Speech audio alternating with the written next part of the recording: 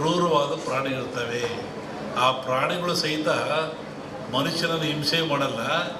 ಈ ಯಜ್ಞ ಮಾಡೋದ್ರಿಂದ, ಹೋಮ ಮಾಡೋದ್ರಿಂದ, ಆ ಬಂದ ಧೂಮದಿಂದ ಮನಸ್ಸು ಪರಿವರ್ತನೆಯಾಗಿ ಶಾಂತ ಸ್ವಭಾವಕ್ಕೆ ಬರ್ತವೆ. ಆವಾಗ ಮನುಷ್ಯರೊಂದಿಗೆ ಅವು ಸ್ನೇಹಿಗಳಾಗ್ತವೆ. ಅನೇಕ ಕಥೆಗಳನ್ನು ಕೇಳಿದ್ದೀವಿ.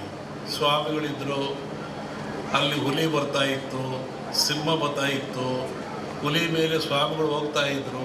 ಅಂದರೆ ಯಜ್ಞ ಯಾಗಾದಿಗಳ ಫಲದಿಂದ ಬರುವಂಥ ಹೋಮಾದಿಗಳ ಧೂಮದಿಂದ ಅವು ಮನಃಶಾಂತಿ ಆಗ್ತಾ ಇತ್ತು, ಕ್ರೂರತ್ವವನ್ನು ಕಳ್ಕೊಳ್ತಾ ಇದ್ದು ಒಂದು ಚಿಂತನೆ ಇದೆ.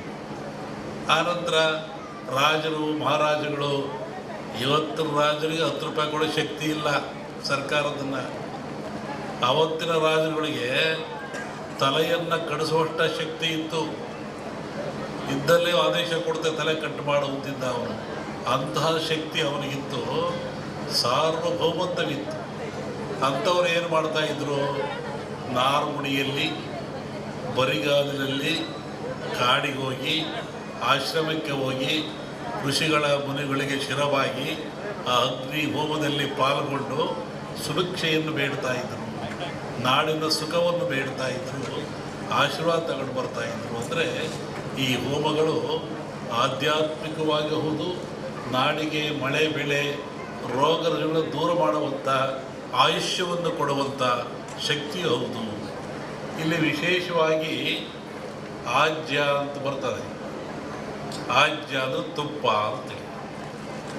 ನಾನು ಬೆಳಿಗ್ಗೆ ಆಗಲೇ ಹೇಳ್ತಾ ಇದ್ದೆ, ನಮ್ಮ ಹತ್ರ ಬಂದಾಗ ಯಾವುದನ್ನು ಆಜ್ಯ ಅಂತ ಕರಿತೀವಿ, ಆಜ್ಯದ ಮಹತ್ವವೇನು? ಹಾಲು ಕರಿತೀರ ನೀವು, ಹಾಲನ್ನು ಕರಿತೀರ, ಅದರ ಆಯುಷ್ಯ ಎಷ್ಟು?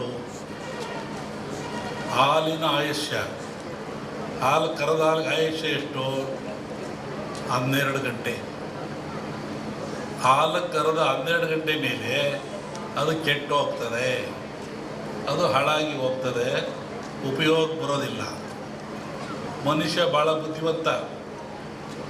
ಈ ಹಾಲನ್ನು ಕೆಡದಂಗೆ ಇಟ್ಕೊಂಡು ನಾನು ಉಪಯೋಗ ಮಾಡಬೇಕು ಅಂತಾನೆ. ಅವನೇನು ಮಾಡ್ತಾನೆ, ನೀವೇನು ಮಾಡ್ತೀರಿ? ಬೆಂಕಿ ಹಾಕ್ತೀರಾ, ಅಂದರೆ ಹಾಲನ್ನು ಕಾಸ್ತೀರಾ. ಹಾಲನ್ನು ಕಾಸ್ತೀರಾ, ಕೆಂಪು ಕಾದ ಮೇಲೆ ಆರಿಸಿ ಅದಕ್ಕೆ ಹೆಪ್ಪು ಹಾಕ್ತೀರಾ, ಹುಳಿ ಹಾಕ್ತೀರಾ. ಅದೇನಾಯಿತು? ಮೊಸರಾಯಿತು. ಹಾಲಿನ ಆಯುಷ್ಯು 12 ಗಂಟೆ, ಮೊಸರಾದ ಕೂಡಲೇ 24 ಗಂಟೆ. ಯಾತ್ರಿಂದ ಆಯಿತು? ಬೆಂಕಿಯ ಸಂಸ್ಕಾರದಿಂದ ಹಾಲು ಹೆಪ್ಪಾಗಿ ಮೊಸರಾಯಿತು. ಮೊಸರು 24 ಗಂಟೆ ಇರ್ತದೆ. ಅತ್ತೇನಾಯಿತು? ಅದಕ್ಕೆ ಮಂಥನ ಮಾಡಿದ ಮನುಷ್ಯ, ಕಡದ, ಅದಕ್ಕೆ ಚಲೆಯನ್ನು ಕೊಟ್ಟ. ಆವಾಗ ಬೆಣ್ಣೆ ಆಯಿತು, ಮಜ್ಜಿಗೆ ಆಯಿತು.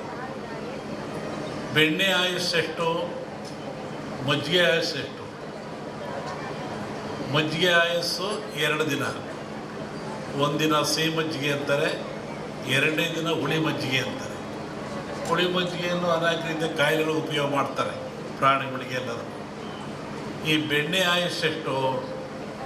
ಈ ಬೆಣ್ಣೆ ಆಯುಸ್ಸು 1 ವಾರ. ಇದನ್ನು ನವನೀತ ಅಂತ ಕರೀತಾರೆ. 9 ಕಾಯಿಲೆಗಳನ್ನು ಹುಷಾರು ಮಾಡತಕ್ಕಂಥ ಶಕ್ತಿ ಇದು ಬೆನ್ನೆ ಇರ್ತದೆ. ಬೆನ್ನೆಲ್ಲಿ ಹೆಂಗೆ ಬಂತು? ಬೆಣ್ಣೆಯಲ್ಲಿ ಹೆಂಗೆ ಶಕ್ತಿ ಅಂದರೆ, ಹಸು ಹಾಲಂತ ಹುಲ್ಲಂತ ತಿಂತದೆ, ಗಿಡಮೂಲಿಕೆ ಅಂತ ತಿಂತದೆ, ಕಾಡಿಗೆ ಹೋಗ್ತದೆ, ನಡೆದಾಡ್ತದೆ. ಆ ತಿಂದು ಬಂದು ಹಾಲನ್ನು ಕೊಡ್ತದೆ. ನೀವು ಮೊಸರು ಮಾಡಿ ಎಪ್ಪಾಕಿ ಬೆಣ್ಣೆ ಮಾಡಿದ್ವಿ ನೋಡಿ, ಇಲ್ಲೂ ಗಿಡಮೂಲಿಕೆ ಬಂತು. ಹಸುವಿನಲ್ಲಿಯೂ ಸಹ ಗಿಡಮೂಲಿಕೆ ಬಂತು. ಆ ಹುಲ್ಲನ್ನು ತಿನ್ನುವುದರಿಂದ ಅದು ಬೆಣ್ಣೆ ಹಾಲು ಪರಿವರ್ತನೆ ಆಯಿತು. ಈ ಬೆಣ್ಣೆ 1 ವಾರ ಆದಮೇಲೆ ಮತ್ತೇನು ಮಾಡ್ತಾನೆ ಮನುಷ್ಯ? ತುಪ್ಪ ಮಾಡ್ತಾನೆ.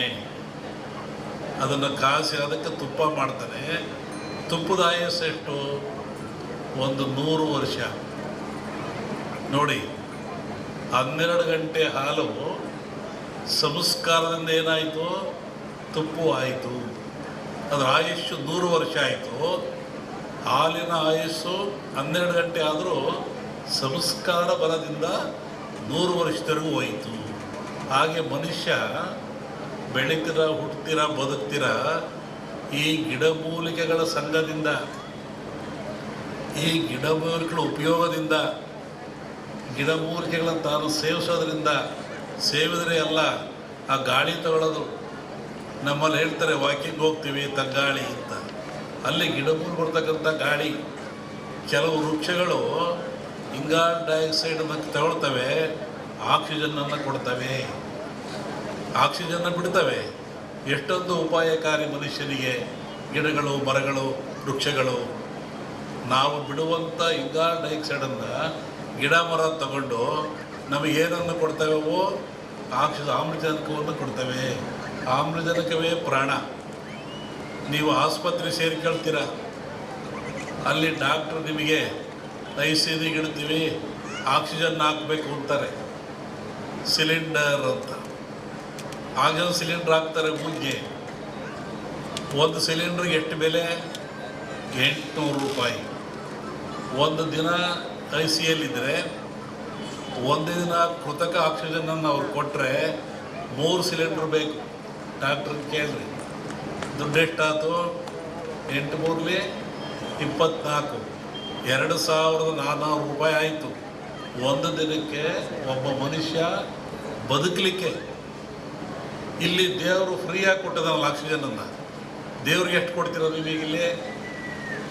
ಒಂದು ದಿನ ನೀವು ಬದುಕೋದಾದರೆ ಕೃತಕ ಆಕ್ಸಿಜನ್ ತಗೊಂಡ್ರೆ ಒಂದು ದಿನಕ್ಕೆ 2400.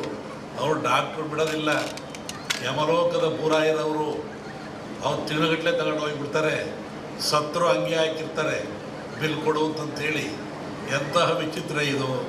ಅಲ್ಲಿ ದುಡ್ಡು ಕೊಟ್ಟು ಅನುಭವಿಸಿ ಬರೋದಕ್ಕಿಂತ ಈ ಭಗವಂತ ಕೊಟ್ಟಿರ್ತಕ್ಕಂಥ ಗಿಡಮೂಲಿಕೆಗಳು ಈ ಸಂಘ ಮಾಡಿ ಯೋಗ್ಯರನ್ನು ತಿಳ್ಕೊಂಡು ಸೇವನೆ ಮಾಡಿದರೆ ಅದರ ಅವಶ್ಯಕತೆ ನಮಗೆ ಬರೋದಿಲ್ಲ. ನೋಡಿ, ಗಿಡಮೂಲಿಕೆ ಎಂಥ ಉಪಾಯಕಾರಿ ಮನುಷ್ಯನಿಗೆ. 2400 ರೂಪಾಯಿ ಅಲ್ಲಿ ಕೊಡಬೇಡ್ರಿ, ಇಲ್ಲಿ ಏನೂ ಕೊಡಬೇಡ್ರಿ, ಪುಕ್ಷಣೆ ತಗೊಳ್ಳಿ. ಹಿಂಗೆ ನಮ್ಮ ಆನಂದ ಗುರೂಜಿಯವರು, ನಮ್ಮ ಮುರಳಿ ಕಾಮತ್ರು ಇವರೆಲ್ಲ ಸೇರಿ ಎಂಥ ಒಂದು ದೊಡ್ಡ ಯಾಗ ಮಾಡಿದ್ದಾರೆ. ಇದು ಯಾಗ ಅನ್ನೋದಕ್ಕಿಂತ ಮನುಷ್ಯನ ಆರೋಗ್ಯದ ಗುಟ್ಟನ್ನು ಕಣ್ತರಿಸಿದ್ದಾರೆ.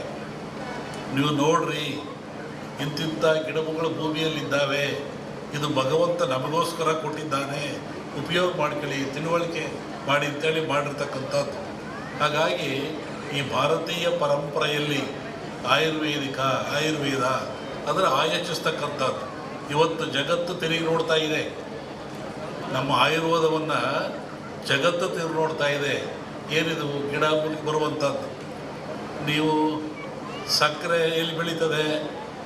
ಕಬ್ಬಿನಲ್ಲಿ ಬೆಳೀತದೆ, ಕಾಫಿಯಲ್ಲಿ ಬೆಳೀತದೆ, ಗಿಡದಲ್ಲಿ ಬೆಳೀತದೆ.